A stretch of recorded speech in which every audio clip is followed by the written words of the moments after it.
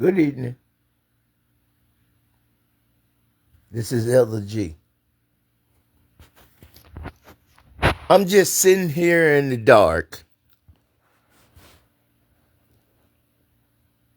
and at night when it's quiet and you're just kicking back, there's no one disturbing you. Excuse me. You're at peace. And then you're just thinking. And you're thinking about where we at in America.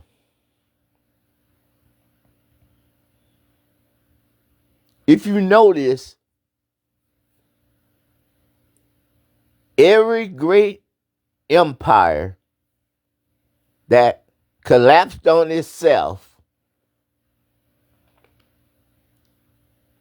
was always the largest empire at the time.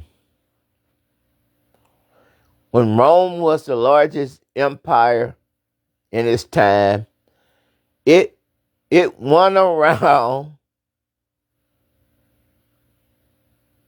doing three things. They went around to steal and to kill and to destroy. The Babylonian Empire, when it came to power, it was the greatest power of all times. They came and set out to do three things: to steal, to kill, and to destroy. The Medes and the Persians, when they came to power, they came to do three things: to steal, to kill, and to destroy. That's what all the great empires does. Capitalism.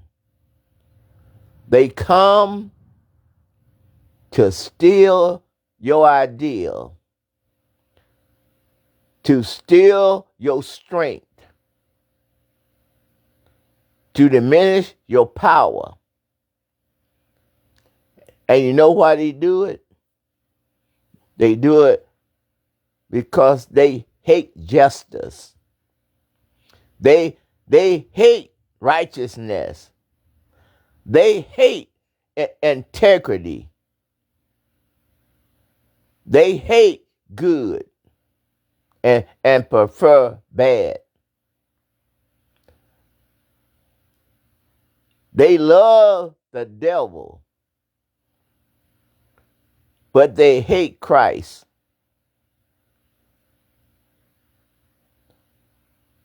See, when you have two opposites, there's always going to be a conflict. But within that conflict, within that friction, is going to create power. If you add gas to a fire, the gas is only going to be able to fuel the fire for a short period of time. But in a short period of time, that fire is going to consume that gas. Because the fire is a stronger element than the gas. The fire is eternal. The gas is just a fuel to bring the fire to its full power.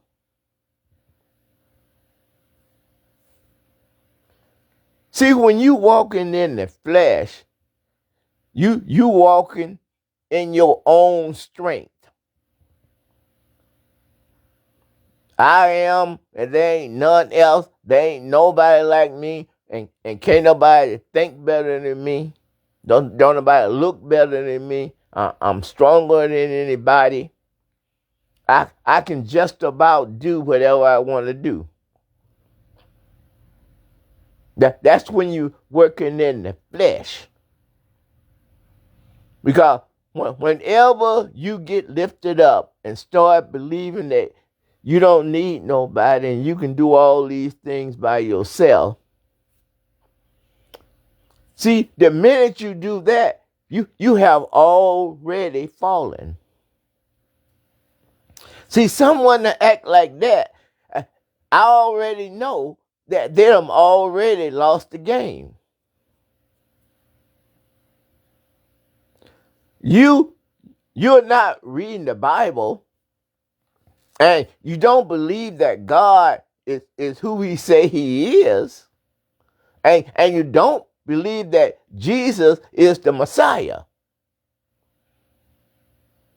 Elder G, how can you talk like that? You don't know these people. The Bible never said that I was supposed to know you. That ain't what the Bible tell me on how to make my decisions about you. That's not what God teaches me. God tell me this, and I'm going to use that for a template. God tell me this. He told me that whatsoever a man soweth, that shall he also reap. If you sow a discord, someone's gonna stab you in the back. You steal from somebody is gonna steal from you. Maybe in a greater number than what you did. That could happen. So I'm going to use for a template that God is with me. And he's with me because I believe that he's God, and I believe that he can do all the things that he say he can do. I don't think he can fail. And I believe that he sent Jesus Christ. Jesus, I know they call Jesus is the Son of God, because when you born of a woman and you a male child, you're gonna be a son. If you a girl, you're gonna be born a daughter. Either you're gonna be a daughter or you're gonna be a son. So when you born, you don't even have a brain. You just have a brain stem. And then as you grow, so do your brain. And they said by the time you get to the third grade, up until that time, they said your brain is just a sponge. It's empty. And it's taking in everything that it sees. And it's taking in everything that it hears. And they're storing that information in their hard drive, which is your long-term memory. Like your social security number, your birthday. These are things that are going to happen every year. And you're going to put them in your hard drive, and you're going to remember them all the time. But people that you see here and there, you may see them 3 or 4 years later on down the line, and you may not even recognize them, and you may not even know who they are. The last time I saw you is when you were 7. You don't look like nothing like you look like when you were 7. But when you're around somebody all the time, you know their pattern. You know the tone of their voice. You know the look in their eye. So if you just talking to me and I can't even see you and you all the way across the room, I know that's you. Because I know how you sound, because you in my hard drive. That's my long-term memory. Addresses that you have to go to every day. You're going to remember those addresses. But if you only been to an address for a couple of times, 2 or 3 years from now, you may not remember nothing about that address. That's your short-term drive. So when you're going through life and you want to put your trust in God, but everybody been telling you this and that about God and how God can let them down, how God turned their back on them. And you got to listen to all that stuff when you're a child. And some of that stuff get in your hard drive. And you keep on remembering it. And you keep on bringing it up. And it make you scared. And it make you worry about what you're going to do. Like America is right now.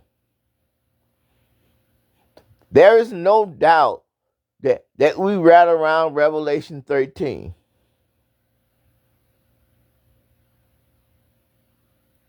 And the Antichrist could already be here. That's what 1 John says. Even at the door.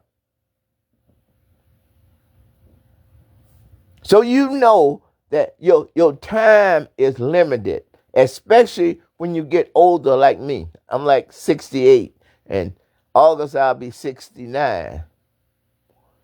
So I know what God promised us. I know that we can live to 120. But God only promised us, man, 70 years. Now, you can go way beyond that. You can go all the way up to 120. But if you live a decent life and eat right and do all those things, you can live to 70, or you can be blessed beyond that. So in August, I'm going to start my last journey within the promise.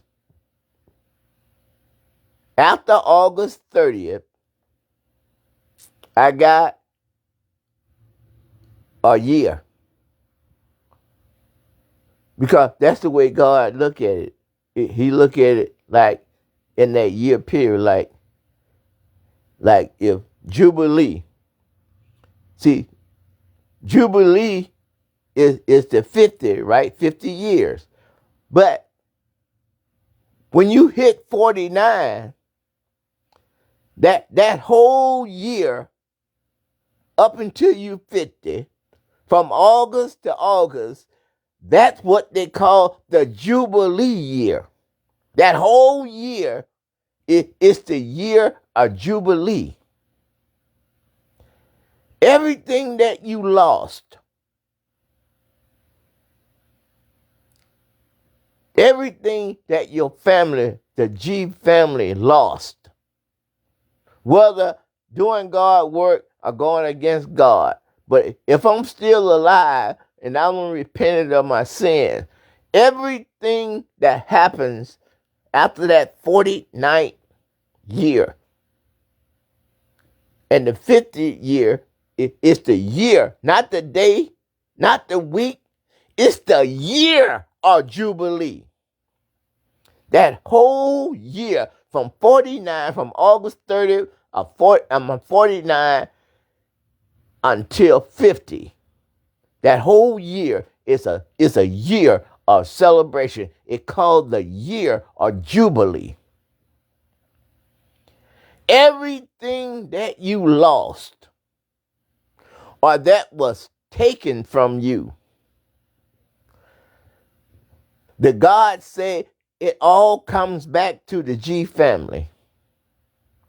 Not just to the G family. Are you the Johnson family? Or are you the Smith family? Are you the Daniel family? Are you the Spencer family? It doesn't make a difference. In that 49 years, it's the year of Jubilee.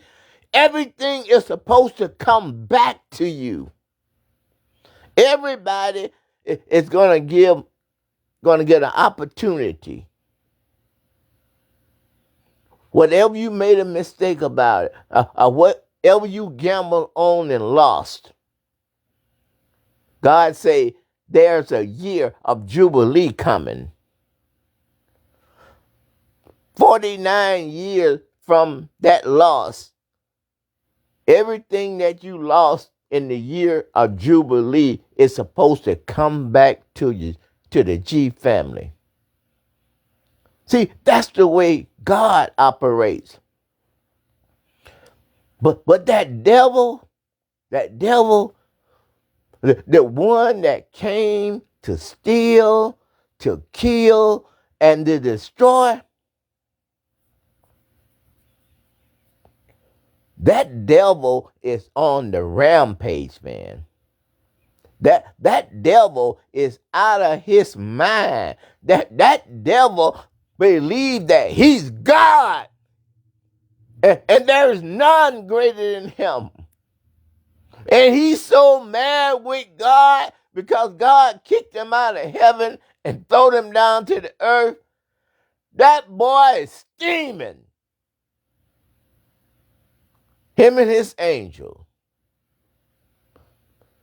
Going to and fro in the earth, seeking who he may devour. That's what these multimillionaires and these multi-billionaires, they are doing. Bill Gates has got a yacht, a boat that he hardly on. $1.5 billion he paid for it. Elon Musk has got a yacht. $700 million for a yacht that he hardly ever used. Michael Jordan paid $5 million for his 60th birthday party.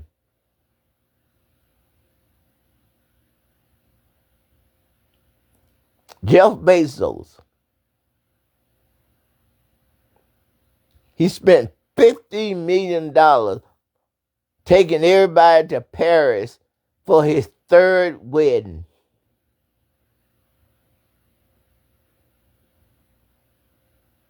Now you know God ain't in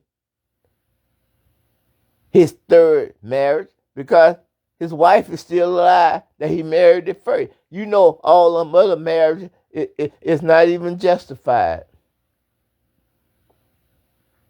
Not in God's eyes. Out of all the evidence and all the proof that these prejudiced white people have about black and brown people that they covered up for centuries. They brought black people to North America as slaves in chains, just like their cattle or their goats. That's what they did. Worked up from sun up to sundown, 7 days a week, with no pay, just scrap food that they threw away. They wouldn't let us read. We couldn't go to school. We couldn't vote. Didn't have no money. They had to worry about no bank account. All those things they did to people that they didn't even know. They built ships and put shackles in them and sail across the ocean and kidnap men, women, and children and throw them down in the hole of the boat and put shackles on them and took them across the ocean where they would never see their family again. Just think about those prejudiced white people that's hollering now and screaming about their rights. Nothing but antichrists and big liars. The sons of Belial, professional liars. Name me one civil right that a black and brown people took away from the prejudiced white people. Name me one civil right in America that black and brown people tried to take away from prejudiced white people. Tell me one law that black and brown people wrote for themselves and then turn around when they went against God and God put them in the minority. The same laws that they wrote that benefited them for 400 years, they're against it now because they don't want black and brown people to have equal rights in America. The devil is a liar. The devil is a liar. These white folks is going to get shot. They're going to be shot.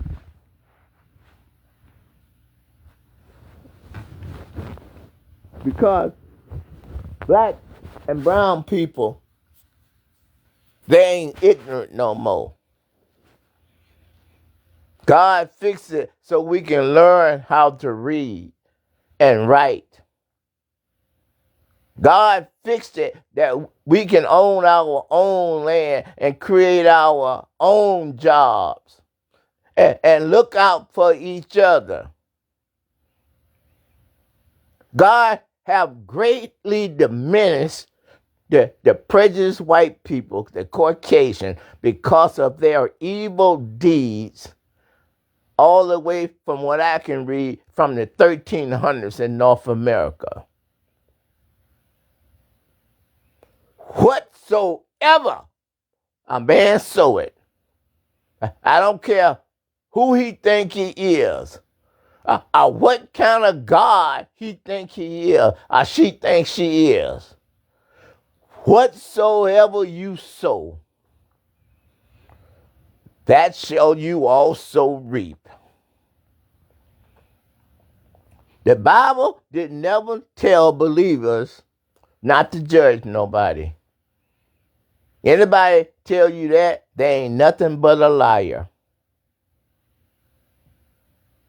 The Bible says that you can judge a tree by the fruit that it bears. If I go to an apple tree and there's pears on it, I have every right to say that that tree is not an apple tree. And I'll never lose a case because anybody that's inspect the tree that's supposed to be an apple tree, they're going to see pears on it, and everybody's going to say, this is not an apple tree, this is a pear tree. I was looking at Byron Donald today. You know that whitewashed black man that's a Republican? The one that kissed Trump, you know what, Byron Donald? They asked him when he came out of the Senate, they asked him, is Trump doing a great job in the price and everything? Oh yeah, Trump is doing a great job. Just flat out lying to the American people face when the American people is the one that's paying his salary. And he going with somebody that tried to overthrow the Constitution of the United States of America, to try to take away civil rights from the black and the brown people, who is never going to let that happen. Never. Not in North America. We have the same rights that you got. You don't have no more rights or no more freedom than black and brown people. The Constitution says that everybody under the law is equal here. Everybody in America, no matter what color you is or who you love, have the exact same right to the Constitution of the United States of America. The Constitution of America is of the people. It's by the people, and it is for the people. The federal government works for us. We don't work for them. We are not spending their money. That's our money. We, the people of the United States of America, we are the ones that decide where our money be spent. Our employees don't tell us what we should do with our money. Got to remember, America, the money is of the people, it's by the people, and it's for the people. It's to make life better for the people, not to make life better for our enemy or for our employee. God has brought us to the pinnacle. Black and brown people, God has brought you through all of these centuries as being undesired, as being dirty, as being savages, as being niggers, as being coon, everything but the child of God. They have called us. But God called us from far. And the whole time and the whole distance, Jesus was standing right there with his hand stretched out still. And he's telling the black and the brown people to come unto me, all ye that are heavy laden, and I'll give you rest. God say, Jesus, now take my yoke upon you and learn of me, for I'm meek and I'm low in heart, and you can come rest right here. Come unto me, because I am the way, I am the truth, I am the life. No man, no matter how much money you got, or how much power you got, no man can come into the Father except by me. I was comfortably in heaven, and I volunteered if God will prepare me a body. He said, I'll go down there, and I'll redeem my sisters and brothers. And God told him, boy, I'm telling you what they're going to do. They're going to talk about you, boy. They're going to beat you all night long. They're going to mock you, and they're going to spit in your face.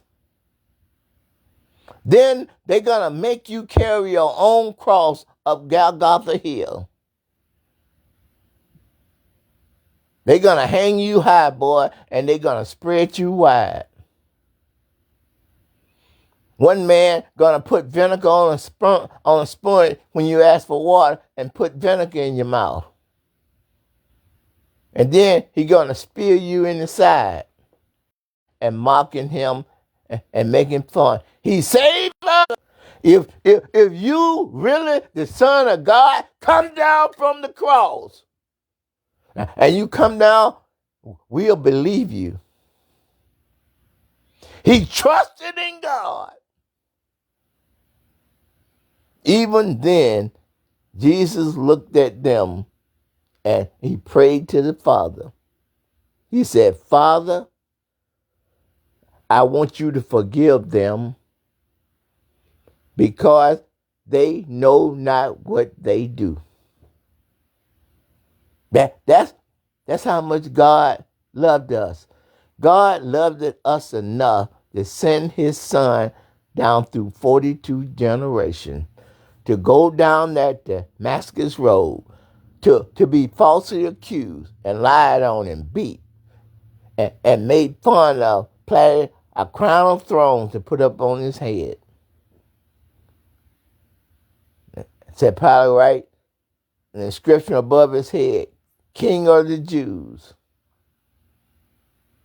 He died. Didn't even have a place to lay his head. They had to borrow Joseph Arimathea's tomb for him to lay in for 3 days and 3 nights. Because Jesus said, you don't take my life. He said, I'll lay down my life so I can take it up again. You can't take my life. I lay it down for my friends. And then he looked at his disciples and he said, ye are my friends. He said, I'm going to go away. And it expedient I go away now. Because if I go not away, I can't return again and receive to myself. He said, if I go away, I'm going to prepare a place for you. Because in my Father's house, there are many rooms. If it was not so, Jesus would have told us so.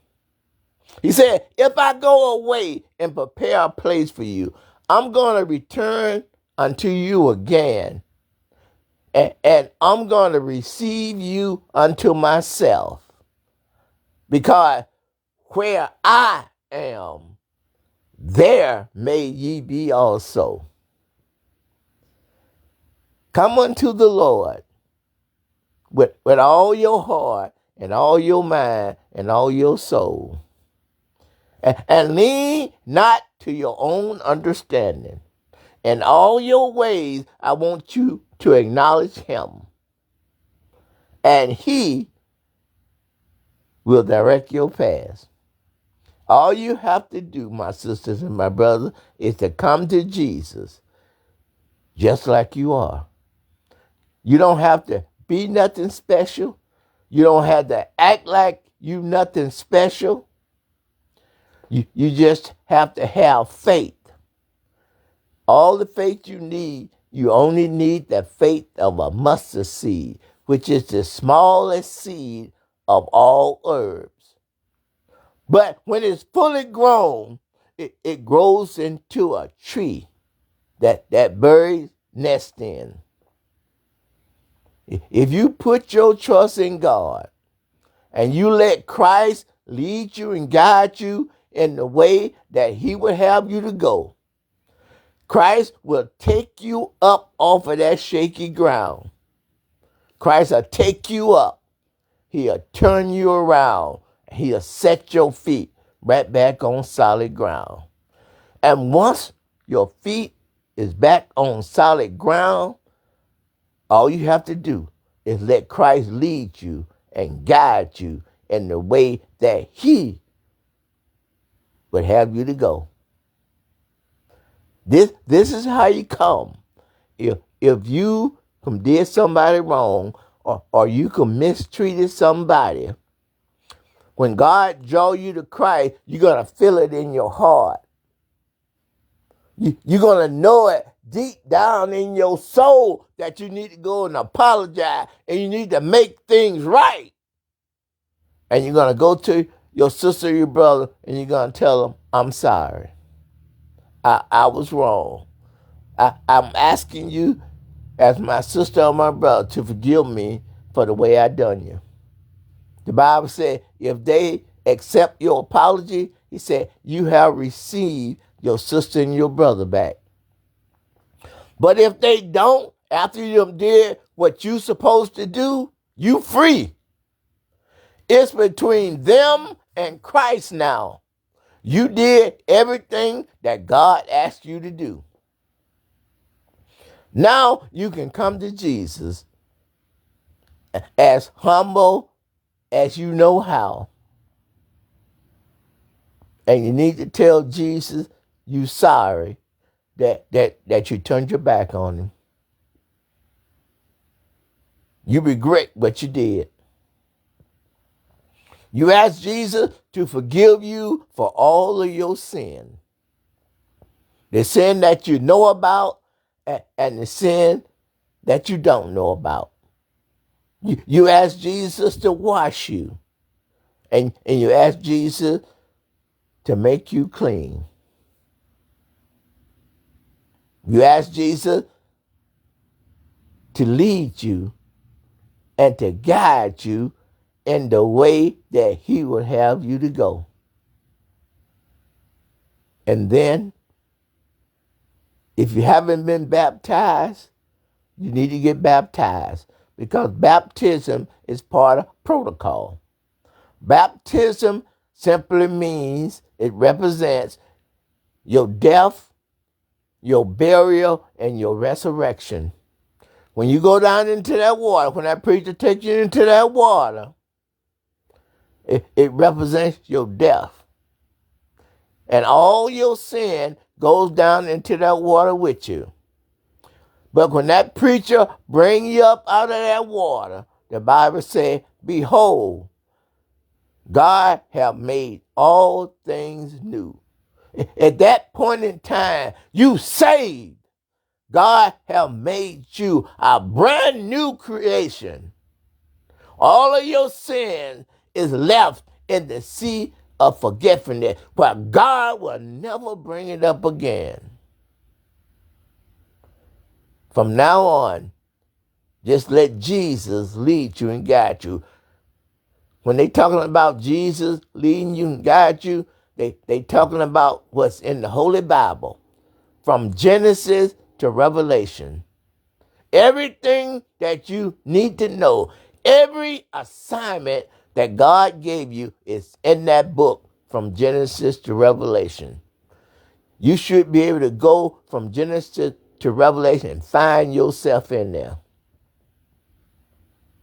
Because you in there. Genesis is the beginning. That's what Genesis means, the beginning.